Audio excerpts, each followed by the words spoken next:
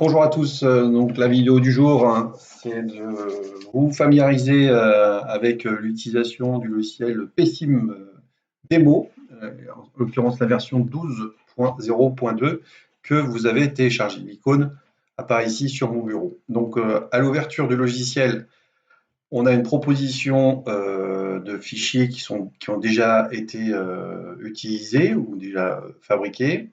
Et comme nous, on part d'une page blanche, on va créer tout de suite, en haut à gauche, un nouveau document. Voilà, ça nous permet d'avoir accès donc à tous les outils de simulation, à tous les interfaces de mesure et les éléments de circuit électrique les plus courants. Et puis, c'est ici qu'on trouve la plupart de nos éléments pour configurer le circuit.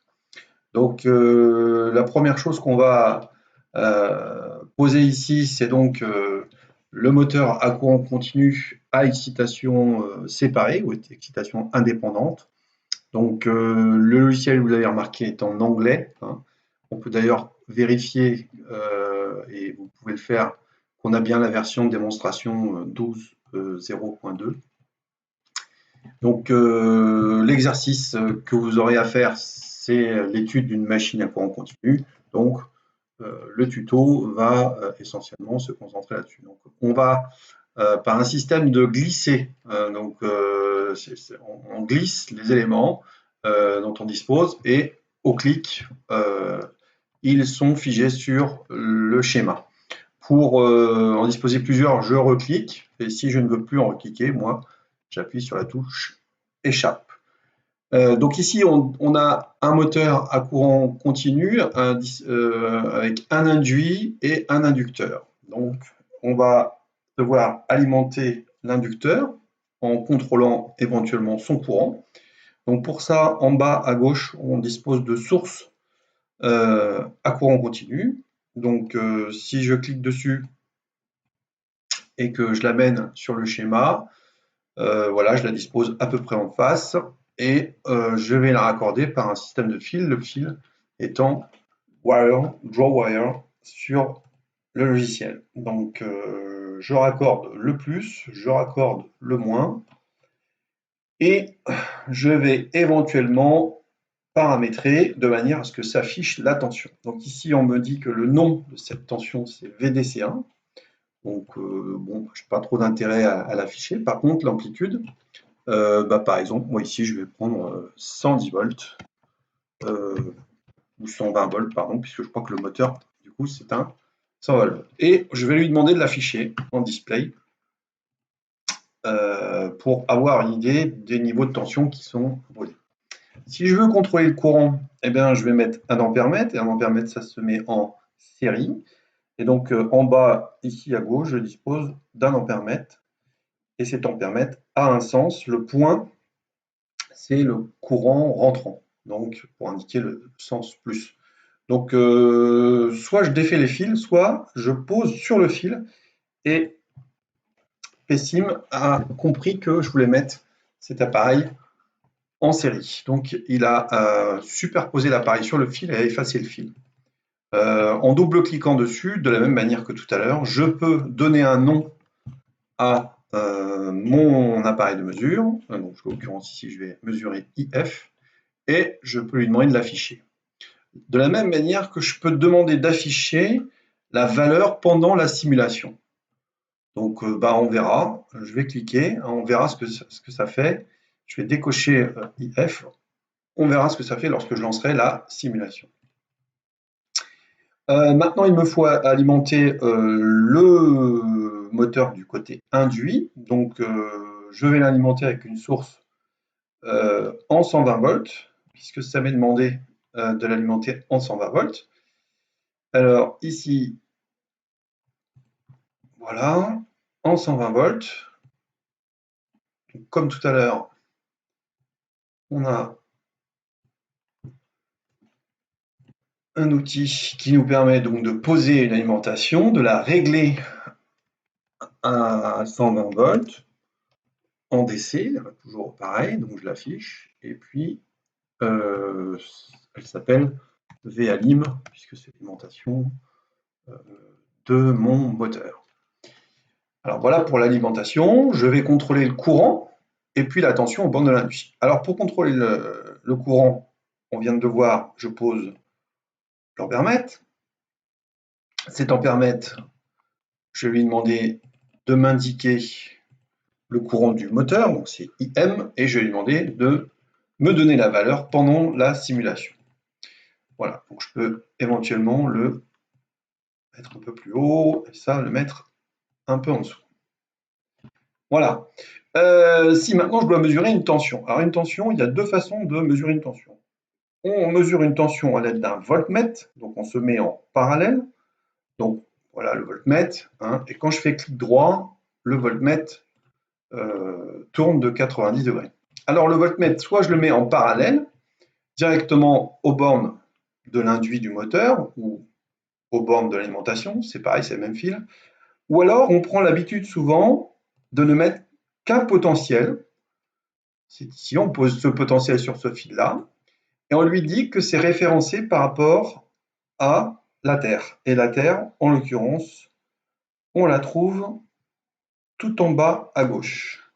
Et donc ça va devenir notre référence pour la tension d'alimentation et pour toutes les mesures de tension. Et par habitude, sur chacune des alimentations en DC, on va mettre une référence. Comme ça, si on mesure une tension, eh bien, cette tension sera toujours référencée par rapport à cette masse. Voilà. Donc, je reviens sur l'outil Select. Je lui dis qu'ici, ça va être la tension du moteur, en réalité. Hein.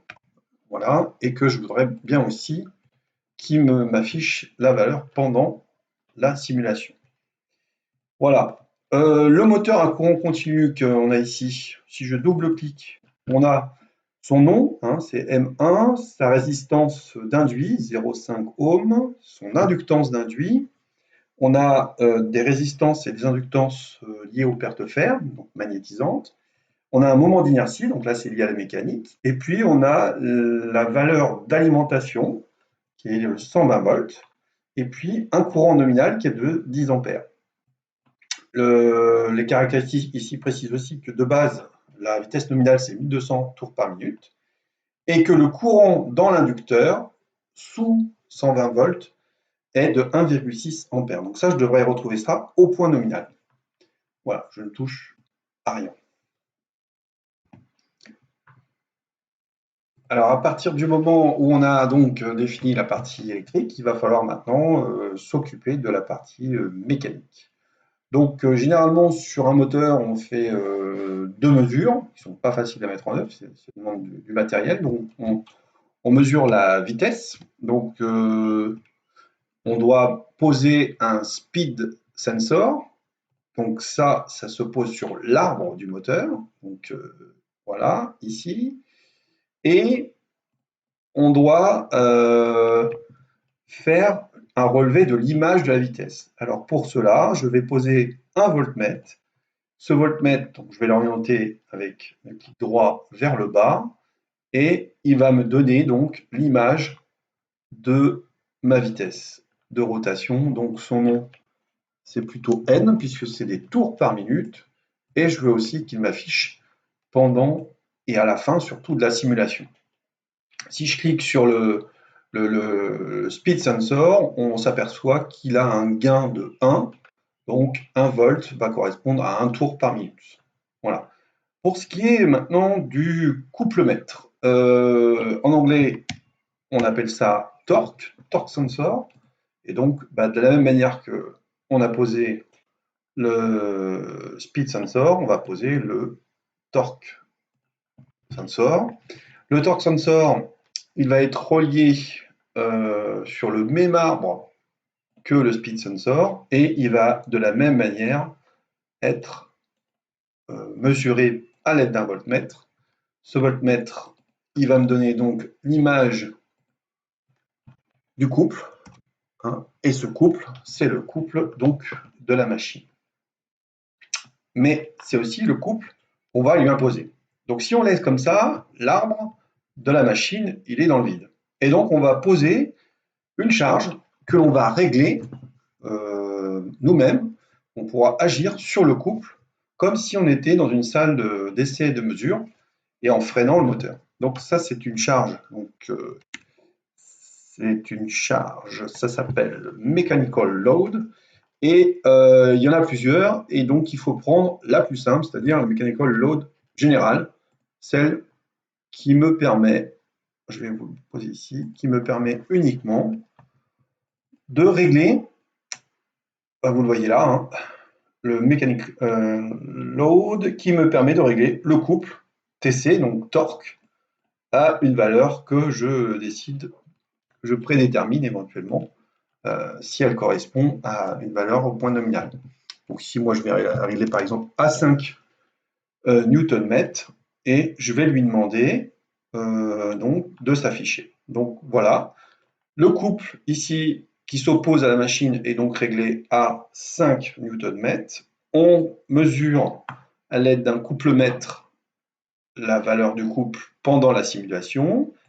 À l'aide d'un tachymètre, d'un speed sensor, on mesure l'image de la vitesse. On a le courant dans l'induit et la tension dans l'induit, donc le courant moteur et tension moteur. Et puis, on a éventuellement, pour calculer toutes les pertes, le courant dans l'inducteur. Donc maintenant, on va pouvoir lancer une simulation et donc effectuer des mesures. Alors maintenant, pour la simulation, il nous faut poser un élément très important qui s'appelle le Simulation Control. Donc, quand je clique sur Simulation Control, j'ai une petite horloge qui apparaît. Voilà, donc c'est elle qui va définir un petit peu tout autour de ma simulation. Donc, je pose ça sur mon schéma et elle me propose un pas de simulation. Ce pas de simulation, il est très très important puisqu'il détermine la finesse à laquelle je vais effectuer ma simulation. Sur le temps total de ma simulation, alors nous, on va se fixer 4 ou 5 secondes. On va démarrer à 0. Et puis, print step, c'est-à-dire qu'est-ce qu'on veut comme nombre de points entre chaque simulation? On veut tous les points. Hein, si j'avais mis tous les points, c'est 1. Si je veux un point sur 2, c'est 2. Un point sur 10, c'est tous les 10 points. Donc 10. Voilà. Là, je vais peut-être laisser, ça va peut-être faire une erreur, parce qu'il faut que je vous montre effectivement quelles sont les limites de la version de démonstration. Donc, si j'en ai terminé avec le Simulation Control, eh bien, je vais pouvoir lancer maintenant ma simulation. Donc, c'est le Run PSIM, ce qui s'appelle Simulink sur MATLAB, qui est en fait la touche F8. On prendra peut-être un petit peu l'habitude d'appuyer sur F8. Donc, je lance ma simulation et donc, il m'apparaît une fenêtre. Cette fenêtre, voilà ce qu'elle me dit. Elle me dit que j'ai dépassé les 6000 points car j'ai une version de démonstration. Et donc, ce que je vous propose sur SimView, dans ce cas-là, c'est de recalculer le nombre de pas dont on a besoin pour ne pas dépasser 6000. Et en l'occurrence, il est lié au pas de la simulation. Donc ici, on va demander de faire une simulation sur, par exemple, toutes les 10 millisecondes. Toutes les 10 millisecondes, c'est peut-être largement suffisant. 10 millisecondes sur 5 secondes, normalement, ça devrait faire moins de 6000 points. Je relance la simulation et là, ce coup-ci, il m'apparaît une fenêtre où il me demande quelle variable, quelle valeur je veux faire apparaître en termes de courbe.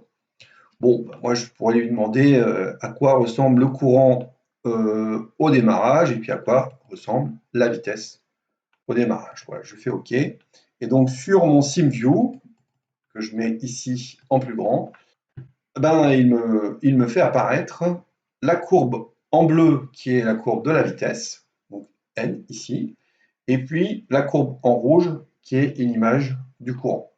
Alors, au départ, il n'a qu'un seul axe en ordonnée qui est commun aux deux grandeurs. Donc, du coup, comme c'est généralement pas compatible, ce que l'on fait, c'est que on clique sur la variable où on le veut mettre sur un ordonnée à droite, on ajoute un nouvel ordonnée.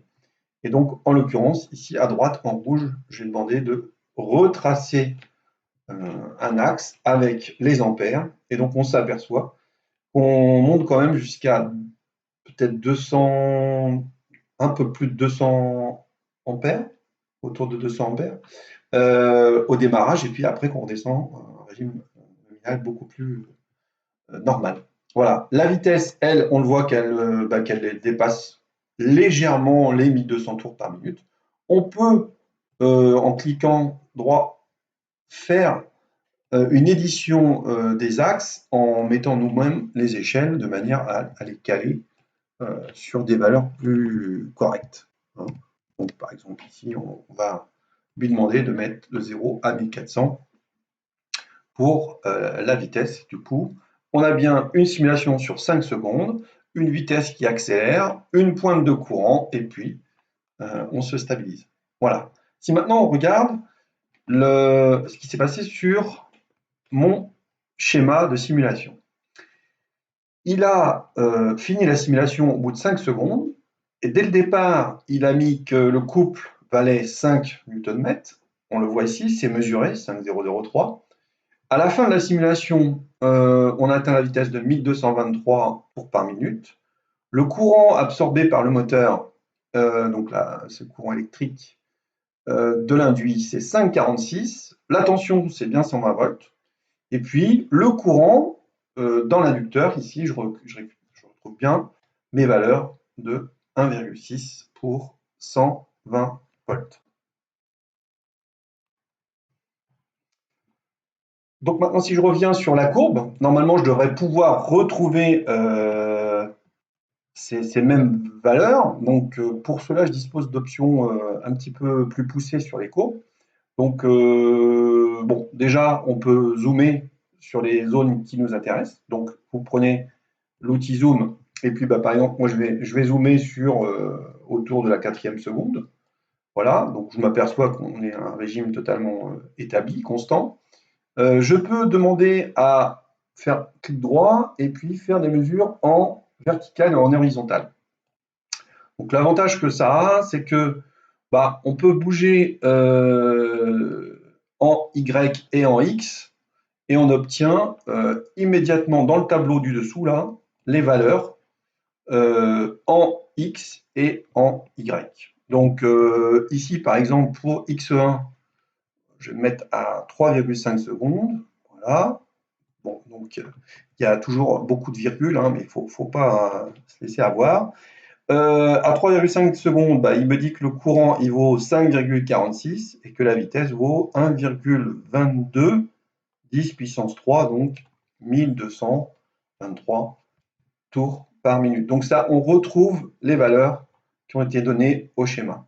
Donc voilà, on peut facilement basculer de l'un à l'autre pour vérifier. Hein. Donc pour revenir à l'état initial, je clique sur la touche Redraw qui me remet à 9, on va dire, mon graphique obtenu par la simulation. Voilà. Bien, j'espère que ce petit exercice de prise en main va vous servir. Vous allez pouvoir l'appliquer à l'exercice qui vient donc en support du tuto et qui va vous permettre d'étudier le moteur à courant continu en régime nominal, de vérifier donc ses caractéristiques et puis les fameux KI, KE dont on a parlé en cours. Voilà, bon courage!